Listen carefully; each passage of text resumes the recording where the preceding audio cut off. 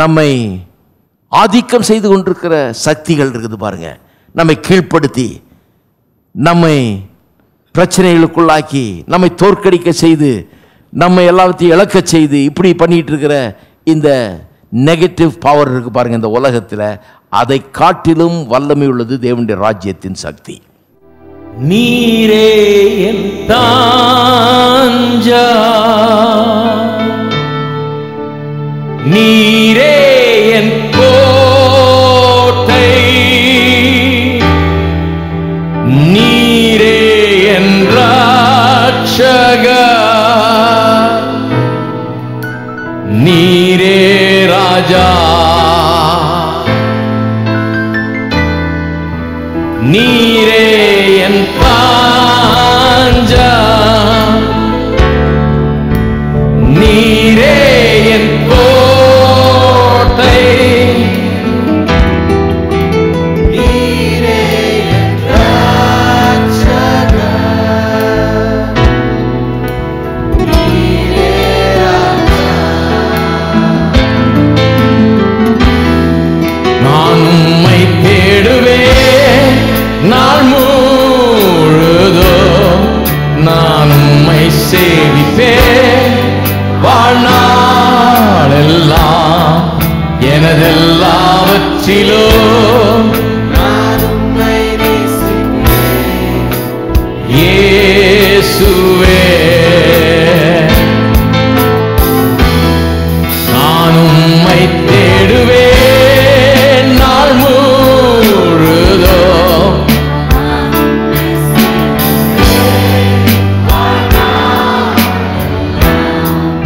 எனதெல்லாவற்றிலும் நான் உம்மை நேசிப்பேன் இயேசுவே. இயேசுவே ராஜா,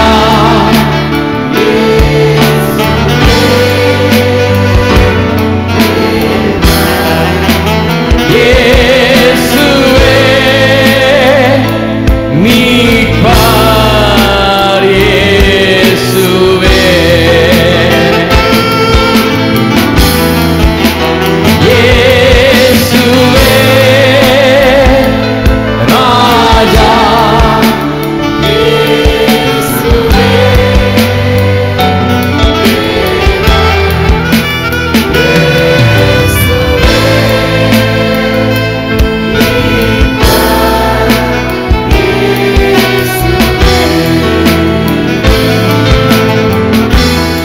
நான் உம்மை தேடுவேன் நாள் முழுதும், நான் உம்மை சேவிப்பேன் வாழ்நாளெல்லாம்,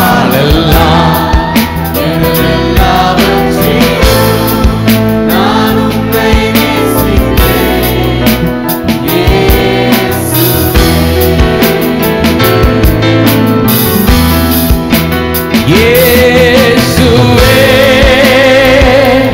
ராஜா, இயேசுவே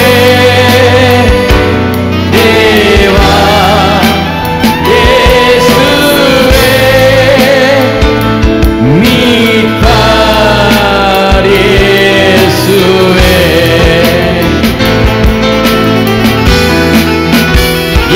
இயேசுவே ராஜா,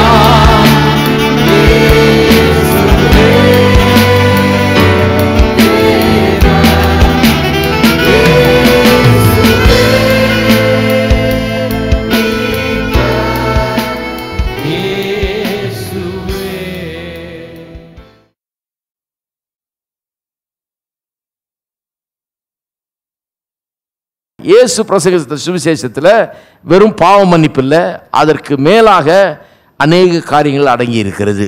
சுருக்கமாக சொன்னால் போனால் அப்படி சொல்லலாம். இயேசு சுவிசேஷ பிரசங்கத்தில் இயேசு பிரசங்கித்த சுவிசேஷம் இன்றைக்கு பிரசங்கிக்கப்படுகிற சுவிசேஷத்தை காட்டிலும் ரொம்ப வித்தியாசமானது. நான் அதான் ராஜ்யத்தை குறித்து பேசும்போது, தேவனுடைய ராஜ்யத்தை குறித்து பேசும்போது சொன்னேன். இன்னைக்கு சுவிசேஷம் எப்படி பிரசங்கம் பண்ணுறாங்க? அவன் பாவம் மன்னிக்கப்படும், செத்தினா மோட்சம் போவேன். இதுதான் சுவிசேஷம். முக்கால்வாசி இடத்துல பாவம் மன்னிக்கப்படும், செத்தா மோட்சத்துக்கு போவேன். இது ரட்சிப்பின் சுவிசேஷம். ரட்சிப்பு இதை குறித்த சுவிசேஷம். இயேசு பிரசங்கித்தது ராஜ்யத்தின் சுவிசேஷம். என்ன அப்படி சொல்றீங்க அப்படின்லாம்? ஆமாம், ராஜ்யத்தின் சுவிசேஷம். ராஜ்யத்தின் சுவிசேஷத்துக்கு ரட்சிப்பின் சுவிசேஷத்துக்கு வித்தியாசம் என்ன? ரட்சிப்புங்கிறது வெறும் இந்த பாவ மன்னிப்பை ஃபோக்கஸ் பண்ணுது. ராஜ்யத்தின் சுவிசேஷம்ங்கிறது இஸ் அ ப்ராடர் ஐடியா. இது இன்னும் அநேக காரியங்கள் இதில் அடங்கி இருக்கிறதுங்கிறதை நமக்கு வெளிப்படுத்துகிறது. பாவ மன்னிப்பு அடங்கி இருக்குது அதில். ஆனால் அது மட்டுமல்ல, இன்னும் அநேக காரியங்கள் அதில் உள்ளது அப்படிங்கிறத ஃபோக்கஸ் பண்ணுது. அது ராஜ்யத்தின் சுவிசேஷம். என்ன வித்தியாசம் இந்த ரட்சிப்பின் சுவிசேஷத்துக்கும் ராஜ்யத்தின் சுவிசேஷத்துக்கும்? ராஜ்யம்னா என்ன? தேவனுடைய ஆளுகை வந்து விட்டது. இயேசு கிறிஸ்துவின் மூலமாக அவர் கொண்டு வரும் இந்த ரட்சிப்பின் மூலமாக, பாவ மன்னிப்பின் மூலமாக இப்பொழுது தேவன் மனிதனுடைய உள்ளத்திலே வர முடியும், வாசம் பண்ண முடியும். அவனுடைய உள்ளத்தில் அவனை ஆளுகை செய்ய முடியும். அவனுடைய இரட்சகராக மட்டுமல்ல, அவனுக்கு ஆண்டவராகவும் இருக்க முடியும். இப்படி தேவனுடைய ராஜ்யம் இன்றைக்கு மனுஷனுடைய உள்ளத்திலே உண்டாக முடியும். தேவனுடைய ஆளுகை உண்டாக முடியும். அப்ப ஆளுகை உண்டாகும் போது அந்த ஆளுகை தேவனுடைய ராஜ்யத்தின் வல்லமையை அங்கு கொண்டு வருகிறது. அந்த ராஜ்யத்தினுடைய பவர், அதனுடைய அதிகாரம், அதனுடைய சக்தி, வல்லமை இவற்றை கொண்டு வருகிறது.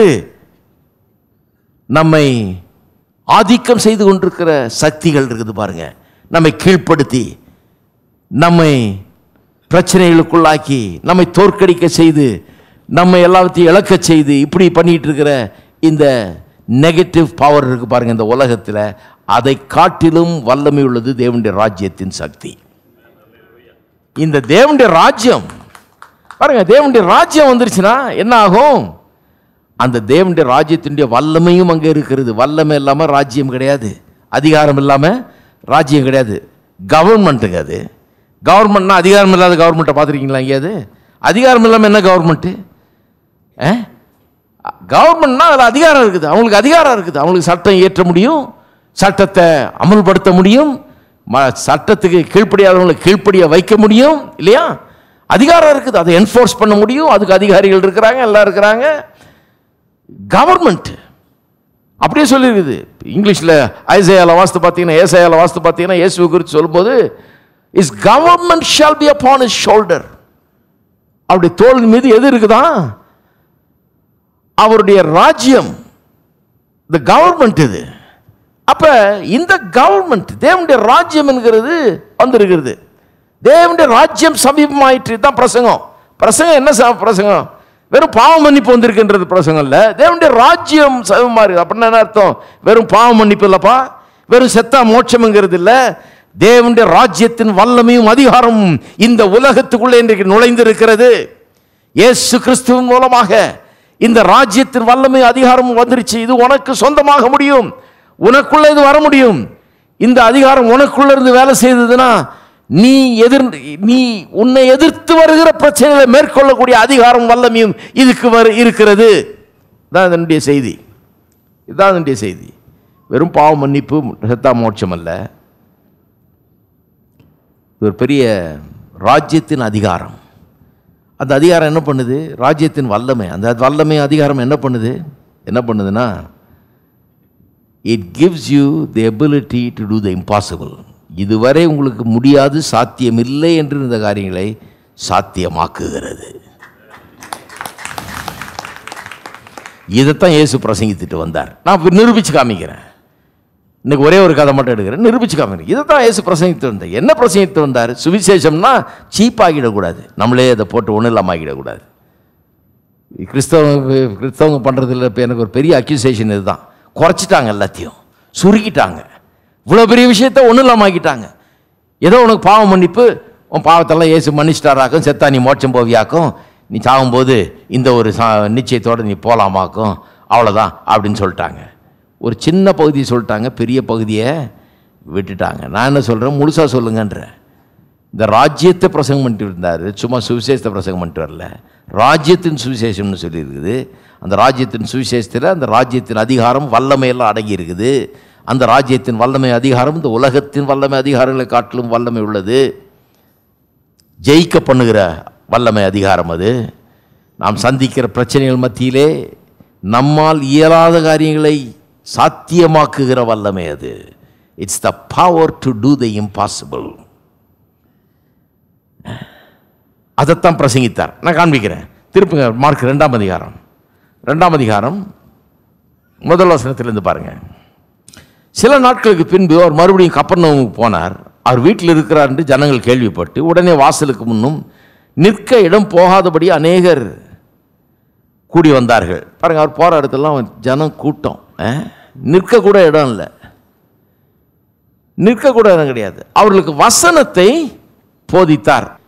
அவர்களுக்கு என்னத்தை போதித்தார்? அங்கே அப்படியே இருங்க, லூக்கா 5ஆம் அதிகாரத்துக்கு திருப்புங்க. சுவிசேஷம்னா என்ன? என்னத்தை போதிச்சார்? வசனத்தை போதிச்சார் இருக்குது. என்னத்தை போதிச்சிருப்பாரு? ஏன் அங்கே நடந்த சம்பவம் நடந்தது? ஒருத்தனை சோமாக்குறாரு, ஏன் அது நடந்தது, என்ன போதிச்சார்ன்றதை காண்பிக்கிறேன் உங்களுக்கு. 17ஆம் வசனம் 5:17 லூக்கா. பின்பு ஒரு நாள் அவர் உபதேசித்துக் கொண்டிருந்த போது கலிலேயா யூதேயா நாடுகளில் உள்ள சகல கிராமங்களிலும் எருசலேம் நகரத்திலிருந்து வந்த பரிசேயரும் நியாயசாஸ்திரிகளும் உட்கார்ந்திருந்தார்கள். அப்பொழுது பிணியாளிகளை குணமாக்கத்தக்கதாக கர்த்தருடைய வல்லமை விளங்கிற்று. இங்கே அதை தான் சொல்லுது. அவர் உபதேசம் பண்ணிட்டு இருக்கிறாரு. அங்கே உபதேசம் பண்ணிட்டு இருக்கும்போது வசனத்தை பிரசங்கம் பண்றாரு. அதாவது அங்கே கர்த்தருடைய வல்லமை விளங்கிற்று. மீதி உள்ள வசனங்களை வாசித்தீங்கன்னா இதே கதை தான் அங்கே இருக்குது. எந்த சம்பவத்தை பற்றி சொல்றாரு? இந்த திமிர்வாதக்காரன் சோமாகரான் பாருங்க, அதே சம்பவத்தை சொல்லும்போது தான் சொல்றாரு. ஒரே ஸ்டோரி தான். ஒரு விட்டு போன தகவலை அங்கே சொல்றாரு. இங்கே வசனத்தை போதித்தார் இருக்குது. அங்கே என்ன சொல்லியிருக்குது? வசனத்தை போதித்த போது பிணியாளிகளை குணமாக்கத்தக்கதாக கர்த்தருடைய வல்லமை விளங்கிற்று. அப்ப என்ன வசனத்தை போதித்தார்? கொஞ்சம் கற்பனை பண்ணி பாருங்க. என்ன போதிச்சிருப்பார் இயேசு? நான் நிறைய தடவை நினைக்கிறது உண்டு. ஏன்னா நான் ஒரு பிரசங்கியாராக இருக்கிறதுனால என்னத்தை தான் அவர் போதிச்சிருப்பாருன்னு எனக்கு எப்பவுமே ஒரு கியூரியாசிட்டி. இந்த இயேசு என்ன தான் பிரசங்கம் பண்ணியிருப்பார்? யோசித்து பார்த்துருக்கீங்களா நீங்கள்? ஏன்னா அவர் என்ன பிரசங்கம் பண்ணாரோ அதை பிரசங்கம் பண்ணுறது தான் கரெக்டு. வேறு எதையாவது நம்ம பண்ணிகிட்டு இருக்கக்கூடாது. நம்மளா எங்கேயாவது கற்றுக்கிட்டு வந்து என்னத்தையா பண்ணிட்டுருக்கூடாது. அவர் என்ன பிரசங்கம் பண்ணாருன்னு ரொம்ப யோசிக்கணும். நான் நிறைய யோசிக்கிறது உண்டு இதை பற்றி. அவர் என்ன பிரசங்கம் பண்ணார்? அதனால் இந்த மாதிரி பகுதிகளெல்லாம் நான் எடுத்து பார்த்தது உண்டு. அது மட்டும் இல்லை, அப்போஸ்தலர் நடவடிக்கையில் பேதுரு, பவுல் இவங்கெல்லாம் பிரசங்கம் பண்ணுறதெல்லாம் எடுத்து பார்க்குறது உண்டு நான். ஏன்னு சொன்னால் என்ன பிரசங்கம் பண்ணாங்க இவங்கெல்லாம்? அவர் பிரசங்கம் பண்ணது தான் பேதுரு பண்ணிட்டு இருப்பார். ஏன்னா அவர்கிட்ட தானே கற்றுக்கிட்டாரு. இது மாதிரி பார்த்தீங்கனாலே சில காரியங்களை புரிந்து கொள்ளலாம். என்ன பிரசங்கம் பண்ணி இருப்பார் அவர் யோசித்து பாருங்கள். லூக்கா 5ஆம் அதிகாரத்தில் இன்னொரு கதை வருது. அது என்னென்னா, முழுக்க மீன் பிடிக்க போய் ஒன்றுமே கிடைக்காம பேதுரு வலையை அலசிட்டு வீட்டுக்கு போகிறதுக்கு ரெடியாக இருக்கிறான். ஞாபகம் இருக்கா? இயேசு வர்றாரு, படகு கொஞ்சம் கொடுப்பான்னு கேட்டு கடலுக்குள்ளே தள்ளி அங்கே உட்காந்து பிரசங்கம் பண்ணுறாரு. ஏன்னா அங்கேயும் கூட்டம். இதே பிரச்சனை தான். போதிக்கிறதுக்கு இவ்வளோ கூட்டம் பாருங்கள். இவர் போதிக்கிறாரு, இவ்வளோ கூட்டம் வருதுனாலே கொஞ்சம் யோசிக்கணும். ஹலோ, நான் கொஞ்சம் யோசிக்கிற ஆள். சிலர் எப்படி யோசிக்கிறாங்கன்னா, ஏதோ தப்பு பண்ணுறாரு அதனால தான் கூட்டம் வருது. நான் ஆரம்பித்த காலத்தில் கொஞ்சம் கூட்டம் வந்தது பாருங்க. உடனே எல்லாம் சொல்லிட்டாங்க, ஏதோ பிரியாணி போடுறாராங்க, என்னத்தையும் கொடுக்குறாராங்க. என்னத்தை கொடுக்குறோன்னு சொல்லுங்க. ஒரு டீ காப்பி கூட கொடுக்குறது கிடையாது. எல்லாம் அவங்கவுங்க வர்றாங்க, அவங்கவுங்க போகிறாங்க. சிலருக்கு உட்கார இடம் கூட கொடுக்க முடியல எங்களால். அந்த அளவில் இருக்குது. நாங்கள் என்னத்தை கொடுத்தோம்? ஒன்றுத்தையுமே கொடுக்கல. ஆனால் வெளியில் இருக்கவங்களுக்கு என்னென்னா, சிலருக்கு என்னென்னா அதை பாசிட்டிவாக யோசிக்க முடியல. ஏன் போகிறாங்க, எதுக்கு இவ்வளோ ஜனம் போகுதாங்க அப்படின்னு யோசிக்கிறது கிடையாது. நான் கொஞ்சம் அறிவாளி. எங்கேயாவது ஜனம் போகிறான்னு யோசிப்பேன். ஏதோ ஒன்று விஷயம் இருக்குது, என்ன தான் இருக்குதாங்க, என்ன ப்ளஸ் பாயிண்ட் இருக்குது. சில மைனஸ் பாயிண்ட் கூட இருக்கலாம். ஆனால் என்ன ப்ளஸ் பாயிண்ட்? ஏதோ சில நல்ல காரியங்கள் நடக்குது, அதனால தான் இவ்வளோ ஜனம் போகிறாங்க. யோசிக்கணும். ஏசு போனாலும் கூட்டம். அங்கே கடற்கரையில் போதிக்கிறாரு, பீச்சிலே இடம் இல்லைங்க, அவ்வளோ கூட்டம். படகுல உட்காந்து அதை தண்ணிக்குள்ளே தள்ளி அங்கேருந்து போதிச்சு ஜனங்க கேட்க வேண்டியதாக இருக்குது. கூட்டம் நெரிச்சல் அப்படி இருக்குது. தெருவில் போகிறாரு, நெரிச்சல். அந்த பெரும்பாடுள்ள ஸ்திரீ அந்த கூட்டத்தின் மத்தியில் இயேசுவை தொடுறா. அவருடைய வஸ்திரத்தின் ஓரத்தை தொடுறா. எங்கே போனாலும் கூட்டம். அந்த வீட்லேயும் கூட்டம், உள்ளே வர முடியாத அளவுக்கு கூட்டம். என்னன்னா வசனத்தை போதிச்சிட்டு இருந்தார். அது என்னையா போதனை? ஒருத்தர் சொல்றாரு, என்னையா செவ்வாய்க்கிழமை கூட அங்கே அவ்வளோ கூட்டம் போகுது. அப்படி என்ன பெரிய பைபிள் ஸ்டடி? ஏன்னா பைபிள் ஸ்டடிக்கு 5 பேர் வந்தால் அது நல்ல பைபிள் ஸ்டடி. ஏன்னா அவர் சரியா போதிக்கிறார், அதனால 5 பேர் தான் வர்றாங்க. அது 1000 பேர் வந்தால் தப்பான பைபிள் ஸ்டடி. ஏன்னா தப்பாக தான் இருக்கணும். ஏன்னா எதுக்கு அவ்வளோ பேர் வர்றாங்க? ஹலோ, அந்த காலத்து பரிசேயர் இருந்த மாதிரியே தான் இன்றைக்கி இருக்கிறாங்க நிறைய பேர். வேறு என்னத்தை சொல்கிறது பாருங்கள். அந்த காலத்தில் பரிசேயர் அப்படி தான், அவங்களுக்கு எந்த கூட்டமே வரல. ஏன்னா போதனையில் கோளாறு. ஹலோ, போதனையில் கோளாறு. பரிசேயர் என்ன போச்சுட்டு இருந்தாங்க? எத்தனை நாள் உபவாசம் இருக்கணும், எத்தனை மணி நேரம் ஜெபம் பண்ணணும், சட்டை எவ்வளோ நீளம் இருக்கணும், முடி எவ்வளோ ஷார்ட்டாக இருக்கணும், இதுதான் பரிசேய போதனை. எப்படி கூட்டம் வரும்னு சொல்லுங்க? இதை கேட்கறதுக்கு யாராவது பஸ் ஏறி வருவாங்களா? இவர் பிரசங்கம் பண்ணுறதை கேட்டு அடையாப்பா இவரை மாதிரி போதிச்சு கேட்டதே இல்லைன்றாங்க இயேசுவை. அதனால தான் கவனிக்கணும். அவர்கிட்ட தான் கற்றுக்கணும். பிரசங்க நான் பிரசங்காருக்கு அடிக்கடி சொல்ல அவர்கிட்ட தான் கற்றுக்கணும். கற்றுக்கிறதே இல்லை பிரசங்காருங்க அவர்கிட்டேருந்து. இவங்க பாட்டுக்கு இவங்க அவரை விட பெரிய ஆளுங்கன்னு நினைப்பேன். இவங்களுக்கு அவர் 40 நாள் இருந்தாருன்னா 41 நாள் உபவாசம்னு போதிச்சிட்டு இருக்கிறாங்க. இவங்க எப்படி இருப்பாங்க பாருங்க. அவரை விட எப்படி கில்லாடியாக இருக்கிறது போதிக்கிற ஆட்கள் இவங்க. அப்போ என்ன பண்ணுறாருன்னு கவனிக்கிறேன். ஏன் அந்த மாதிரி கூட்டம் வருது அவருக்கு? ஏன் இந்த மாதிரி? அவர் ஒரு சாதாரண ஒரு தச்சனுடைய மகன்றாங்க. இவர் பெரிய செமினரி போயிட்டு வந்ததில்லை, பெரிய இறையியல் படித்ததில்லை, இந்த பரிசேயர்கள் மாதிரி இந்த இதில் ட்ரெயின் ஆனது கிடையாது. இவர் ஒரு சாதாரண மனுஷன்றாங்க. ஆனால் இவர் பேசுகிற காரியங்களை கேட்கறதுக்கு இப்படி போதனைக்கு வந்தாங்க கூட்டம். கவனிங்க, அதை போதனை. என்ன போதனை? அப்படி என்ன போதனை? அந்த கடற்கரையில் என்ன போச்சிருப்பாருன்னு நினைக்கிறீங்க? நான் சொல்கிறேன் என்ன போச்சிருப்பாருன்னு. முடிஞ்ச உடனே போதனை முடிஞ்ச உடனே வலைய ஆழத்தில் போடுனாரு. அவன் சொல்கிறான் நான் ராத்திரியெல்லாம் போட்டு ஒன்றும் கிடைக்கல ஆண்டவரே அப்படிங்கிறான். இருந்தாலும் உம்முடைய வார்த்தையின்படி நான் போடுறேன்றான். அந்த நிலைக்கு அவனை கொண்டு வந்தது என்ன? அதுவே அவர் என்ன பிரசங்கித்திருப்பாருன்னு எனக்கு சொல்லுது. என்ன பிரசங்கித்திருப்பாரு? தேவன் நம்முடைய தேவைகளெல்லாம் சந்திக்கிறவர். இந்த உலகத்தில் சில நேரத்தில் முழுக்க தேடி ஒன்றும் கிடைக்க மாட்டேங்குது. வாழ்நாள் முழுக்க பிரயாசப்பட்டு பாடுபட்டு ஒன்றும் தேர மாட்டேங்குது. அப்படிப்பட்ட உலகமாக கடினமான உலகமாக இருக்குது. ஆனால் இந்த உலகத்தில் மீனை பிடிக்க கற்றுத்தர்றவர், அதை சாத்தியமாக்குகிறவர் கர்த்தர். நீ வலையை போட்டினா மீன் வந்து அந்த வலையில் ஏற செய்வார் அவர். அப்படிப்பட்ட அற்புதமான தேவனுடைய தேவைகளை சந்திக்கிறவர் தேவன். அவர் ஒன்று ஒரு காலம் வெறும் வலையோட வீட்டுக்கு அனுப்ப மாட்டார். இந்த மாதிரி டைப்பில் தான் போச்சிருப்பாருன்னு நினைக்கிறேன். ஏன்னா முழுச்சா ட்ரை இவர் மீன் பிடிக்கிறவர் இல்லைன்னு தெரியும். ஹலோ, இவருக்கும் மீனுக்கும் சம்பந்தம் இல்லை. இவர் அந்த சமுதாயத்தை சேர்ந்தவரே கிடையாது. அவன் வந்து அந்த சமுதாயத்தை சேர்ந்தவன், எக்ஸ்பர்ட் அதில், தினந்தோறும் மீன் பிடிக்கிறவன். அவன் எல்லாம் இவருக்கு சொல்லிடுறான், ஆண்டவரே உமக்கு தெரியாத விஷயம், இந்த கடலில் முற்று முழுக்க எனக்கு தெரியுமாக்க, ஒவ்வொரு இன்ச்சும் எனக்கு தெரியும், எங்கே மீன் இருக்கு எங்கே மீன் இல்லைன்னு. மீன் கிடையாது. நான் சொல்கிறேன் முழுக்க ட்ரை பண்ண மீன் கிடையாது. சொல்கிறாரு முழுக்க பிடிக்கல, பகல்லையே பிடிச்சி காமிக்கிறேன் உனக்கு. ராத்திரியில் வலையை போட்டால் வந்து மாட்டலாம் மீன், பகலில் ஓடிடும், பகலில் போட மாட்டாங்க தான். அவர் சொல்கிறாரு உனக்கு ராத்திரியே பிடிக்க முடியாதவனுக்கு நான் பகலில் பிடிச்சி காமிக்கிறேன் உனக்கு. ஹலோ, நல்ல நேரத்திலே செழிப்பாக முடியாதவனுக்கு பஞ்ச நேரத்தில் உன்னை செழிப்பாக்கி காமிக்கிறேன். அதான் சொல்றாரு. என்ன போச்சிருப்பாருன்னு நினைக்கிறீங்க? ஒண்ணுமே இல்லை, ராத்திரிலாம் ட்ரை பண்ணோன்றான். இருந்தாலும் சொல்றான், அவனே சொல்றான், இவர் ஒன்றும் அவனை பர்சுவேட் பண்ணல. ஏன்னா பிரசங்கத்திலேயே அவனை வழிக்கு வர வச்சுட்டாருன்னு அர்த்தம். பிரசங்கத்திலே ஏதோ சொல்லியிருக்கா, அதில் வழிக்கு வந்துட்டான் அவன். அதனால தான் சொல்கிறான் முழுக்க நான் முயற்சி பண்ணேன், ஒன்றுமே கிடைக்கல, இருந்தாலும் உம்முடைய வார்த்தையின்படியே போடுகிறேன். எப்படி அந்த நிலைக்கு வந்தான் அவன்? அவருடைய பிரசங்கத்தை கேட்டு தான் அந்த நிலைக்கு வந்தான்.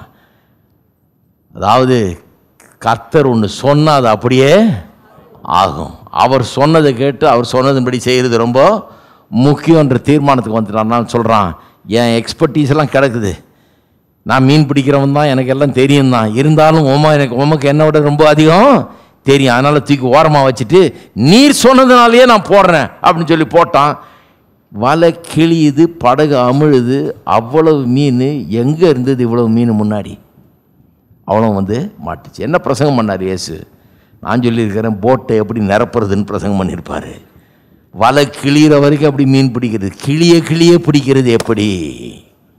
ஹலோ, இந்த மாதிரி பிரசங்கம் தான் தேவை. ஏன்னா எல்லாம் வந்து ஒன்றும் பிடிக்காம கிழிஞ்சுதுன்னு வந்துக்கிட்டு இருக்கிறாங்க. அப்படிதான் வாழ்க்கை இருக்குது. ஒரு நன்மையும் இல்லை, ஒரு பலனும் இல்லை, ஒரு முன்னேற்றமும் இல்லை, ஒன்றும் இல்லை. முயற்சியின் மேல் முயற்சி, ஒன்றும் நடக்கலன்ட்டு தான் வாழ்க்கையாக இருக்குது. கிளிய எப்படி பிடிக்கிறது, படகு நிரம்பி அமிழ எப்படி நிரப்புறது, காலியா இருக்கிற வாழ்க்கையை எல்லா நன்மைகளால் எப்படி நிரப்புறதுன்றதுதான் இயேசுனுடைய போதனை. எத்தனை பேர் இருக்கிறீங்க? மலைப்பிரசங்கத்தில் கூட பாருங்க, என்ன போச்சார் பாருங்க, அதில் எவ்வளோ போதிக்கிறார் பாருங்க. என்னத்தை பூசிப்போம், என்னத்தை குடிப்போம், என்னத்தை உடுத்துவோன்றது குறித்து கவலைப்படாதிருங்கள்ன்றதை எவ்வளோ போதிக்கிறாருன்றத கவனிங்க. அவர் அப்படி தான் ஒரு தடவை போதிச்சிட்டு இருந்தார் பாருங்க. இப்படி தான் நீள போதனை ஒன்று கொடுத்துட்ருக்காரு. பல காரியங்களை கவர் பண்ணிட்டு வந்தார். ஒரு பெண் அங்கே இருந்துக்கிட்டு அவளால் அடக்க முடியல தன்னை. அவர் சொல்லுகிறார், நீர் உம்மை சுமந்த கற்பமும் நீர் பாலுண்ட முலைகளும் ஆசீர்வதிக்கப்பட கடவுது அப்படின்றார். என்ன அந்த பெண்ணுக்கு எப்படி இருந்திருக்கும்னு நினைக்கிறீங்க? இவர் பேச பேச அந்த அம்மா சொல்லுது, அப்பா உன்னை பெத்தது யாரு, உனக்கு பால் கொடுத்தது யாரு, என்ன ஒரு ஆசீர்வதிக்கப்பட்ட ஒரு ஸ்திரீயா இருக்கணும் உன்னை பெத்தவங்க அப்படின்னு சொல்லி அந்த பெண் வாயால் இவரை கட்டுக்கடங்காத விதத்தில், அடக்கி கொள்ள முடியாத விதத்தில் இவரை புகழுகிறாள். பிரசங்கன்னா அப்படி இருக்கணும். சோர்ந்து போய் வந்தவனுக்கு, ஒன்றும் இல்லாமல் வந்தவனுக்கு, நம்பிக்கை இழந்து வந்தவனுக்கு நம்பிக்கை ஊற்றுற விதத்தில் பிரசங்கம் பண்ணியிருக்கார் பாருங்க. அதனால தான் அந்த பெண் அடக்கி கொள்ள முடியாமல், உம்மை சுமந்த கற்பம், உமக்கு பால் கொடுத்த அந்த தாய் ஆசீர்வதிக்கப்பட்டவள் என்று சொல்லுகிறார். நான் தான் ஊழியக்காரன்லாம் சொல்லுது, பிரசங்கம் பண்ணால் அந்த மாதிரி பிரசங்கம் பண்ண கற்றுக்கணும். அதுக்கு தான் முயற்சி எடுக்கணும். என்ன சப்ஜெக்டாக இருந்திருக்கும்னு நினைக்கிறீங்க? நான் நினைக்கிறேன் அற்புதமான சப்ஜெக்டாக இருக்கும். எப்படி நம்முடைய இயலாமை, நம்முடைய தோல்விகள் இதையெல்லாம் வெற்றியாய் மாற்றுவது, எப்படி விசுவாசத்தை கொண்டு எப்படி இதையெல்லாம் வெற்றியாய் மாற்றுவது, எப்படி ஜெயத்தில் வாழ்வது, எப்படி மேற்கொள்வது, எப்படி முன்னேறுவது, இதை பற்றி தான் போதிச்சிருப்பார் பாருங்க. எப்படி நம்முடைய தேவையெல்லாம் சந்திக்கப்படுது, எப்படி தேவன் பெரியவராக இருக்கிறார், நல்லவராக இருக்கிறார், அற்புதமானவராக இருக்கிறார், நம்மளால் முடியாத காரியங்களை சாத்தியமாக்குகிறார். இதுதான் முழுக்க முழுக்க போதிச்சிருப்பார். அதனால தான் அப்படி நடக்குது. இங்கேயும் என்ன போதிச்சிருப்பார்ன்றீங்க? அவர் வசனத்தை போதித்தார். பிணியாளிகளை குணமாக்க கர்த்தருடைய வல்லமை அங்கே விளங்கிற்றுன்னு இருக்கு பாருங்க. என்ன போதிச்சிருப்பார்னு நினைக்கிறீங்க? நான் சொல்றேன் என்ன போதிச்சிருப்பார்னு. அங்கே தேவனுடைய ராஜ்யத்தை பிரசங்கித்தார்ன்னு இருக்குது இல்லையா? தேவனுடைய ராஜ்யம் சமீபமாக இருக்கிறது அப்படின்னு பிரசங்கித்தார். The kingdom of God is நியர்னு பிரசங்கம் பண்ணாராம். அப்படின்னா சமீபமாக இருக்குதுன்னு அர்த்தம், வரப்போகுதுன்னு அர்த்தம் இல்லை. நிறைய பேர் அப்படி எடுத்துட்டாங்க, ஏதோ வரப்போகுதுன்னு. இன்னும் 2000 வருஷமாக வரல, இனிமே தான் வரப்போகுது அப்படின்னு சொல்லிட்டு இருக்காங்க சிலர். நான் உங்களுக்கு சொல்லுகிறேன், இன்றைக்கு உங்களுடைய பிரச்சனைகளை மேற்கொள்ள உங்களுக்கு அவசியப்படுகிற தேவனுடைய வல்லமை, தேவனுடைய ராஜ்யத்தின் வல்லமையும் அதிகாரமும் தூரத்தில் இல்லை. தேவனுடைய ராஜ்யம் சமீபமாய் இருக்கிறது, உங்கள் கைக்கு எட்டுகிற தூரத்தில் இருக்குது. உன்னதரின் மறைவில் சர்வ வல்லவரின் நிழலில் தங்கிடுவே, அஞ்சிடேனே, தம் சிறகாலே மூடிடுவார். தேவன் என் அடைக்கலமே, உன்னதரின்